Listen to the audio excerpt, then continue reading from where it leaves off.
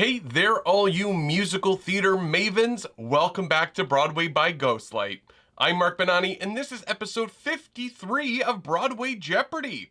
If you love Broadway history, trivia, or trivial Broadway historians, then hit that subscribe button so you'll never miss an episode of Broadway Jeopardy or any of the other musical theater related content I've got coming to the channel. I'm wearing my Hwaboon shirt to celebrate Maybe Happy Ending winning the Best Musical Tony Award. I'm so thrilled. I love that show, though shout out to Dead Outlaw too. Anyway, that's neither here nor there. I've got 26 all-new clues ready to take the stage, so let's raise the curtain on this week's episode. This is Broadway Jeopardy!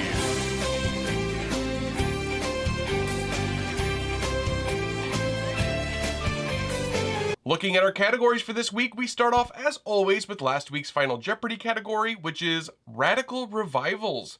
Looking at some revivals of musicals that made major shifts to the original pieces in some way. Also, every time I think the phrase radical revivals, it's to the tune of Putting It Together for some reason. Radical revivals. Anyway, moving on, we next have National Jerky Day. Today is apparently National Jerky Day here in America at least, so I'm looking at characters in shows who are just plain old jerks.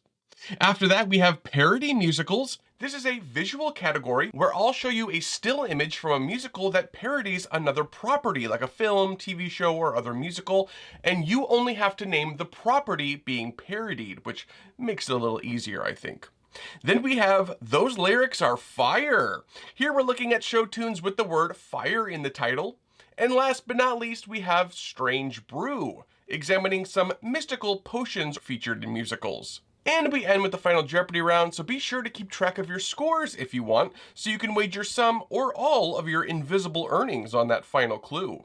We start off, of course, with the $200 round, or the Overture round as we call it, where the questions are on the easier side of things before I turn up the heat with the later rounds. Kicking things off in the Radical Revivals category, your first $200 clue is: in the 2021 Broadway revival of this Sondheim musical, the characters of Bobby and Amy were gender swapped to Bobby and Jamie. What is Company? The lauded gender swap production of Company, which first premiered in London in 2018, was conceived and directed by Marianne Elliott. With Sondheim's enthusiastic support, Elliott changed perpetual bachelor Bobby to Bachelorette Bobby with an IE, played by Rosalie Craig in the West End and Katrina Lenk on Broadway. And commitment-phobic Amy now became Jamie, who's in a same-sex relationship with Paul. Heartthrob and Wicked star Jonathan Bailey won great acclaim and the Olivier Award for the role of Jamie. On Broadway, Matt Doyle played the frantic Jamie and, not to be outdone by his British counterpart, won the Tony for his work as well. Moving on to the National Jerky Day category, your next $200 clue is: this villainous jerk from Beauty and the Beast eats 5 dozen eggs and uses antlers in all of his decorating.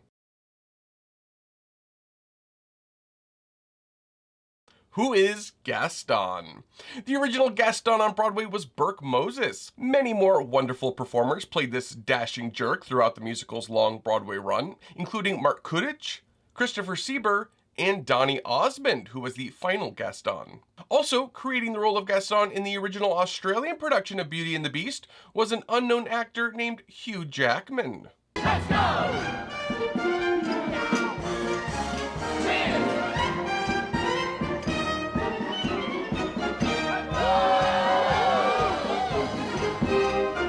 The $200 visual clue in the parody musicals category is the property being parodied here.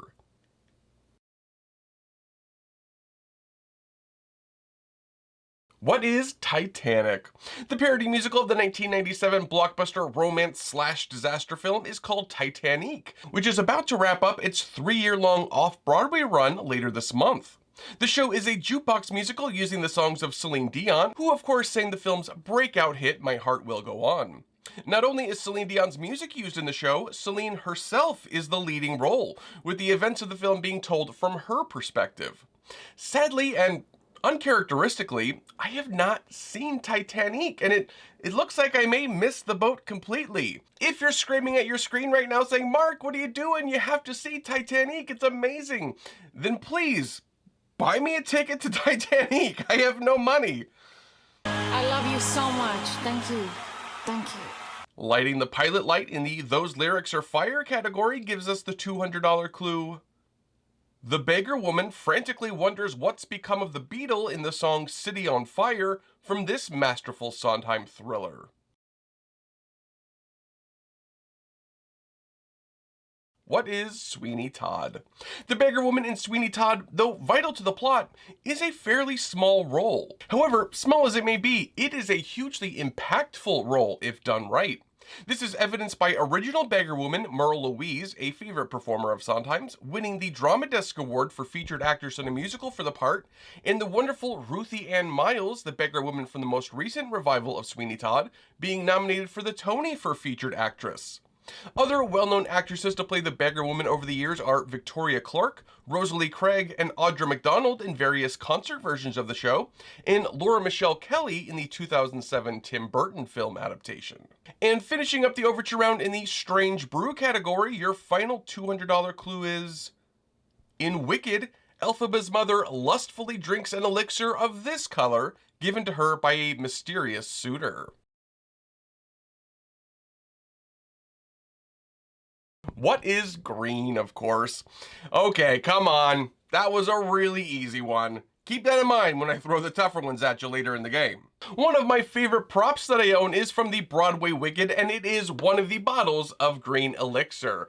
I had wanted one of these green bottles from Wicked. If I had to have one thing from Wicked, this is what it would be. It's just such a visually cool prop and immediately recognizable, I think, as you know it right away, that's the green elixir bottle from Wicked. So definitely one of the favorite props in my collection. I hope you all took a big bite out of that first round. Let's move on to the only slightly harder $400 round now. Circling back to Radical Revivals, your first $400 clue is... Daniel Fish's 2019 Love It or Hate It revival of this Rodgers and Hammerstein musical was a stark reinterpretation despite the book and lyrics left virtually unchanged.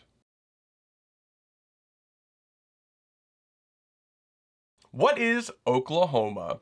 Despite the material remaining pretty much untouched, theater fans left the Circle in the Square Theater feeling either bewitched, bothered, or bewildered, to borrow from another Richard Rodgers song. Just some of the notable avant-garde aspects to this production of Oklahoma include the house lights remaining on for most of the show. Conversely, the smokehouse scene with Curly and Judd was played in total darkness. The show had a one-woman dream ballet and a graphic and dramatic ending when, after shooting Judd, Curly and Lori were showered with blood.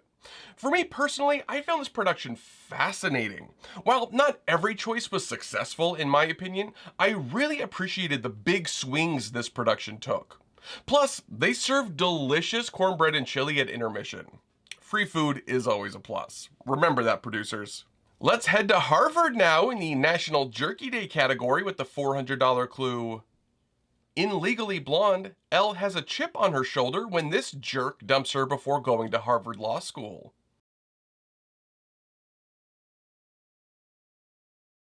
Who is Warner Huntington III?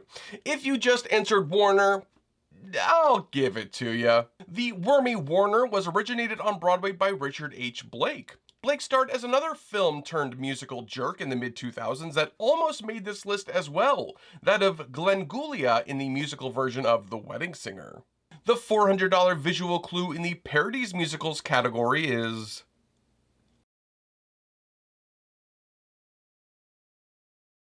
What is Hamilton is the right response.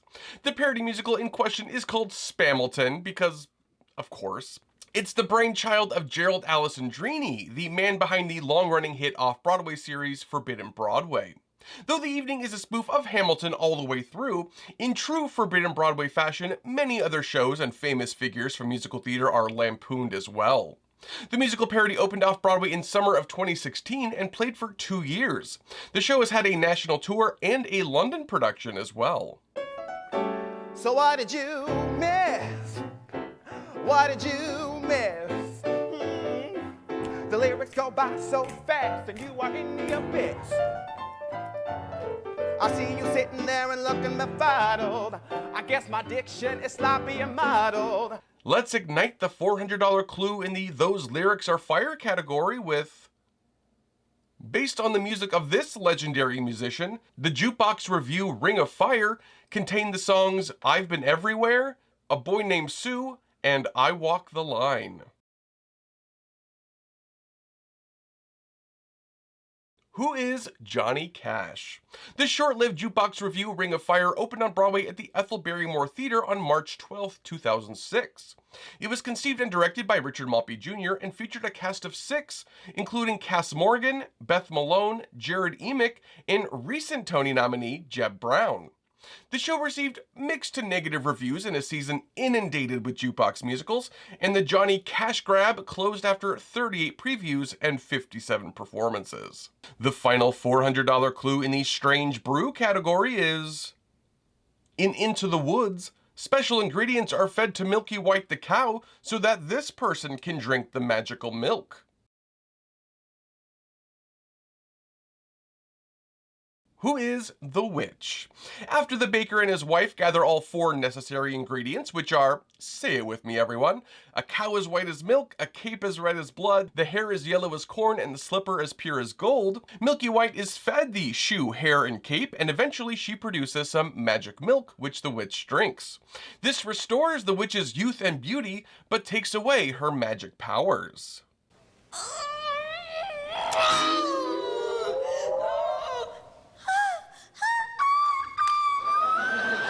Moving right along to the $600 round now, back again at Radical Revivals, where your first $600 clue is, the 3rd longest running musical revival in history is the 1998 revival of this daring musical, made even more gritty by its directors and choreographer, Sam Mendes and Rob Marshall. What is Cabaret? Sam Mendes had directed Cabaret at the Donmar Warehouse in London in 1993. Mendes returned to the work, now with co-director and choreographer Rob Marshall, for the 1998 Broadway revival starring Alan Cumming and Natasha Richardson. The long-running revival first opened at Henry Miller's Theater, now called the Stephen Sondheim Theater, but after a crane accident closed the street, the musical moved uptown 11 blocks to Studio 54, where it played most of its run. The revival of Cabaret played 2,377 performances, closing in 2004. I was at that final performance actually. I really loved that Sam Mendes Rob Marshall Cabaret. The $600 clue in the National Jerky Day category is, the adulterous jerk Stephen Kodai from this sweet musical was originated by Jack Cassidy. Howard McGillin and Gavin Creel played the role in later revivals. What is She Loves Me? The conniving Casanova Stephen Kodai is romantically involved with fellow shop employee Ilona Ritter until he's fired after it's been discovered he's been sleeping with the owner's wife. Yikes. Jack Cassidy won the 1964 Tony Award for Best Featured Actor in a Musical for the original production of She Loves Me. As the clue mentioned, longtime Phantom Howard McGillin played the role in the 1993 revival of the musical, and the late, great, wonderful Gavin Creel brought his immense charm to the role in the last revival in 2016. It's been grand, let me say, and let me say au revoir, not goodbye. For it's grand knowing you'll all be working for your friend. Kodai!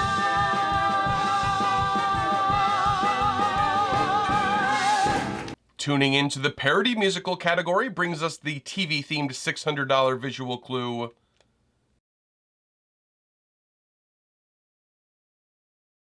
What is Friends? The straightforward titled Friends, the parody musical, opened off-Broadway in 2017 and is a loving send-up of the 10-season sitcom. The musical featured an original score with song titles sure to please fans of the show, like How You Doin', Could I Be Any More in Love with You, Pivot, and of course, We Were on a Break. The parody musical was created by Bob McSmith and Tobley McSmith, who are not related or married, just the same last name. The pair have created several parody musicals which have played New York and all over the country, including The Office parody musical, 90210 the musical, and the pair's first show together, Bayside, the Saved by the Bell musical. The Friends parody musical is still playing to this day at the Jerry Orbach Theater in Times Square.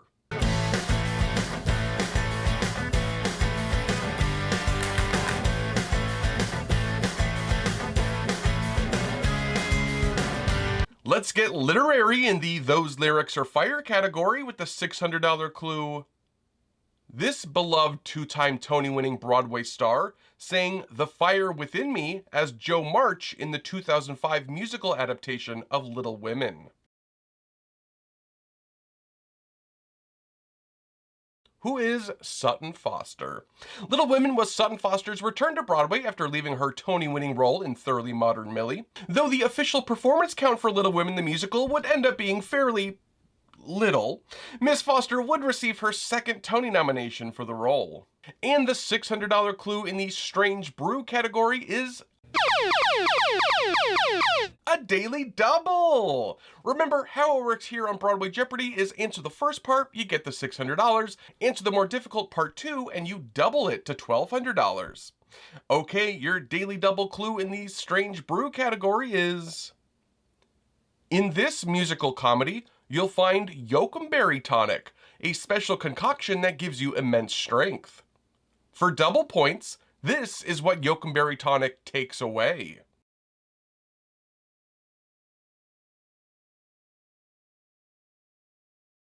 What is Lil Abner is the answer to part 1, and what is libido is the answer for part 2. I know there's many ways to phrase the answer to part 2, so anything resembling a lack of interest in love, let's say, is acceptable. In the comic-based Lil Abner, the yokumberries, which make up the tonic, grow on the yokumberry tree, which is only found in the front yard of Mammy Yokum, Abner's mother. It does indeed give the person who drinks it big muscles and a chiseled jaw, but it also makes them lose all interest in any hanky-panky. Side note, I was recently sent an incredible promo button from the original run of Lil Abner by an amazing and generous longtime friend of the channel, Amy Wolf. Look at this. I am obsessed. It is from the original run. You can see there on the bottom, it says the St. James Theater. The button says, I likes Elvis, but I loves the hit musical Little Abner. Oh my God, I am so thrilled to have this Little Abner piece in my collection. Thank you so much, Amy. All right, players, it's time to really crank up the difficulty level a notch or two with the $800 round. But before we do, if you're enjoying this week's game, please, oh pretty please, do me the honor of hitting that like button.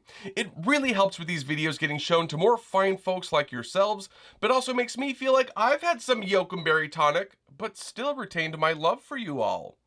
Thanks everyone, I really do appreciate it. Okay, into the $800 round we go.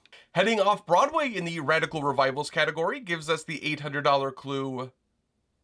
The brilliant recent revival of Cats, which played off-Broadway in summer of 2024, centered the show in the world of this LGBTQ+ subculture.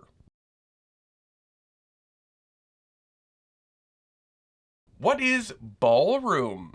The ballroom scene was created by Black and Latinx members of the LGBTQ+ community that was a sort of underground subculture which really began in the 1970s, though its origins can be traced back as far as the 1880s. I can't obviously get into the whole history and culture of ballroom here, but it is fascinating, and if you haven't seen the 1991 documentary Paris is Burning, you should really check it out. With RuPaul's Drag Race, which uses many elements of ball culture, and TV shows like Pose and Legendary, ballroom is more visible than ever, and the latest production of Cats, dubbed The Jellicle Ball, uses ballroom to genius effect. I must say, for people like me who counted Cats among the worst musicals of all time, no offense if you like Cats, just my personal preference, but this production significantly improves the show and makes the piece make sense and resonate as I have never seen before. Cats The Jellicle Ball has announced it will come to Broadway soon, but as of now, no dates or theater have been announced.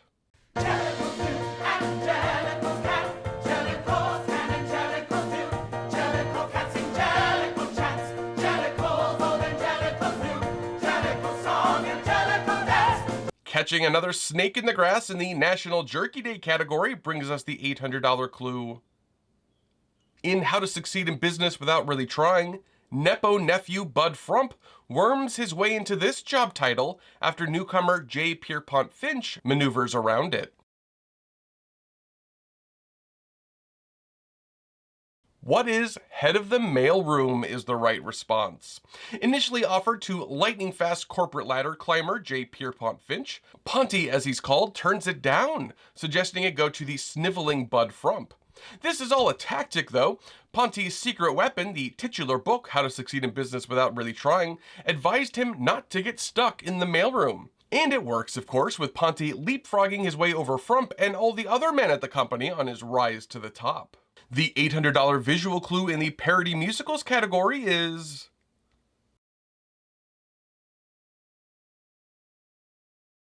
What is Stranger Things?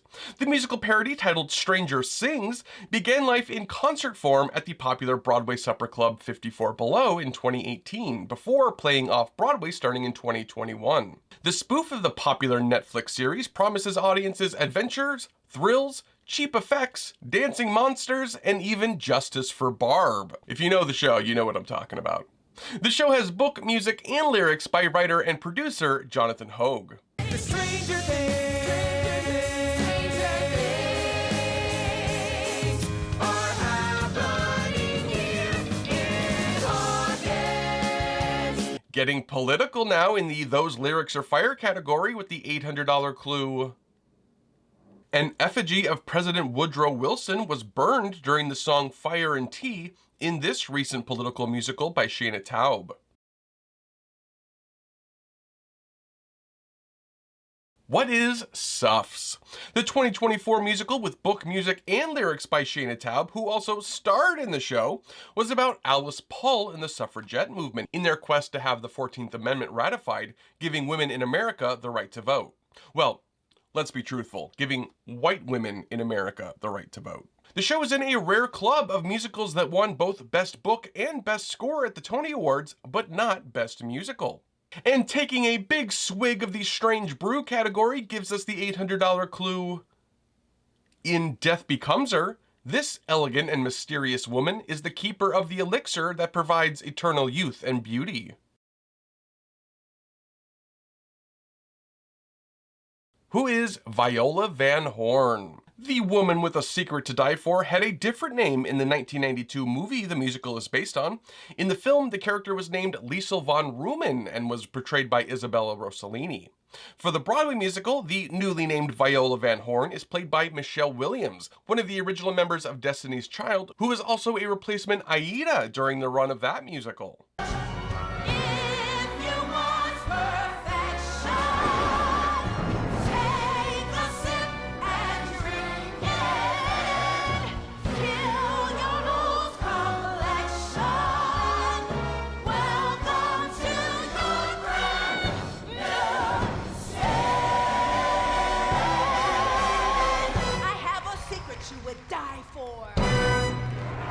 We've reached that point, my friends. The big show, the main event.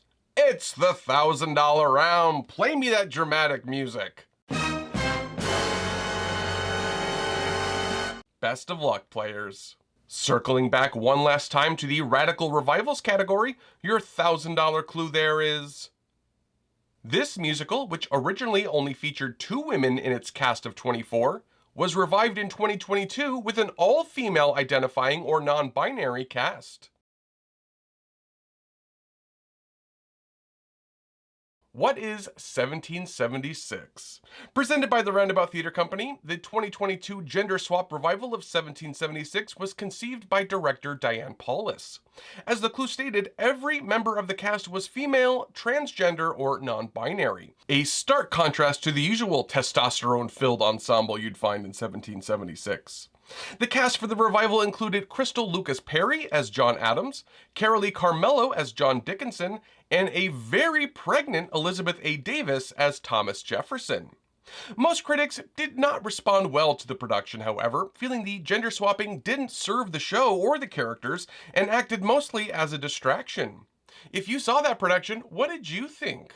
Checking out one last CAD in the National Jerky Day category brings us the $1,000 clue. The 1940 musical Pal Joey originally starred this actor in the leading role of Lothario and all-around heel Joey Evans. Who is Gene Kelly? Kelly had appeared in a few plays and musicals on Broadway like Lend an Ear and The Time of Your Life, before landing the leading role of Joey Evans in Rodgers and Hart's new musical, Pal Joey. Joey Evans is a particularly difficult role. On top of the usual expectations of leading a musical, Joey has to be both charming and likable, while also being an all-around jerk and very unlikable.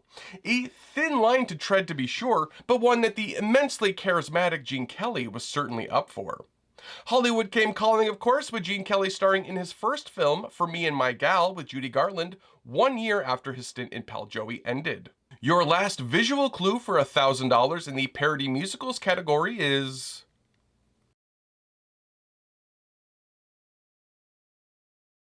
What is Silence of the Lambs? The thriller movie parody, just titled Silence, was created by brothers Al and John Kaplan. The duo conceived of the piece as an airplane-style parody film, though still a musical. The brothers released the demo for Silence the Musical online, and it went viral. In 2005, the brothers expanded the score for the New York Fringe Festival, and title of shows Hunter Bell was brought on to work on the book. The musical's successful off-Broadway run opened in 2011 and was directed and choreographed by Tony winner Chris Gattelli of Newsies, Death Becomes Her, and Schmigadoon fame. Remember the pen that I saw on the table? I ate it when no one was watching. Now I open my mouth and the pen's here again. The security's ripe for the botching. I'll use it to pick the lock and mutilate both of these cops. Though it's not Halloween, I've concocted a plan. I'll escape from this prison by wearing a mask. The Those Lyrics Are Fire category going out with a blaze of glory with the $1,000 clue. Aging prima ballerina Elizaveta Grushinskaya is worried she's lost her fire and ice in this 1989 musical based on the film of the same name. What is Grand Hotel? Based on the 1929 German novel, its subsequent Broadway play, and the legendary 1932 film, Grand Hotel had a score by a team of Robert Wright and George Forrest, as well as Maury Yeston. The 1989 musical was lauded for its direction and choreography provided by showman Tommy Tune. The show is set over the course of a weekend in the luxurious Grand Hotel in Berlin in 1928, and involves the intersecting stories of the eccentric guests of the hotel, including a fatally ill man living it up in his final days, a handsome but destitute baron, a Hollywood starlet wannabe, and the aforementioned fading prima ballerina. The famed dancer was originated on Broadway by Tony winner Lillian Montevecchi. After Montevecchi left the Broadway production to lead the first national tour and West End productions of Grand Hotel, legendary Hollywood dancer Sid Charisse made her Broadway debut in the role at the age of 70. How was Miss Charisse in the show, you may wonder? Well, I'll let an iconic commercial for the musical featuring a woman named Paula Glogow tell you that. She is fantastic. Her movements, her dancing, her voice, everything about her is terrific. So you didn't like her very much? I loved her. I'm going to see it twice more. When? As soon as I could get tickets. My husband works in this area. And the curtain call clue in the Strange Brew category is... in The Addams Family, young Pugsley slips everyone some truth serum before they play a game called This, an Addams Family tradition. What is Full Disclosure is the right response. As the clue stated, the game Full Disclosure, where everyone must reveal a secret no one knows, is a tradition among the Addams clan, which, as Morticia explains, is based on the Spanish Inquisition. That tracks. The game, bolstered greatly by the truth serum Pugsley raided from his grandmother's stash and slipped into everyone's drinks, causes a lot of havoc at the end of Act 1, though things of course work out for the best by the evening's end. We've reached the final Jeopardy round, everyone! Time to tally up those scores and decide how much you want to wager in the category Ghost Singers. Here, we're looking at some unsung heroes of movie musicals, the performers who dubbed the singing vocals for some of Hollywood's less tuneful celebrities. Okay, has everyone made their wagers? Donald? Laura? Roy? Okay, here is your final clue. Actress Annette Warren provided Ava Gardner's vocals as this tragic character in the 1951 film remake of Showboat.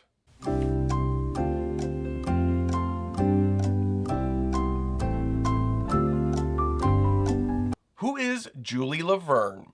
Though if you just said Julie, you can have it. Annette Warren dubbed the singing vocals in several films during her career, including Sorrowful Jones and Plain and Fancy, both for Lucille Ball. Later in life, Miss Warren teamed up with other legendary ghost singers from Hollywood's past, and they performed together as Hollywood's secret singing stars for over 20 years. Annette Warren is still with us today at the age of 102.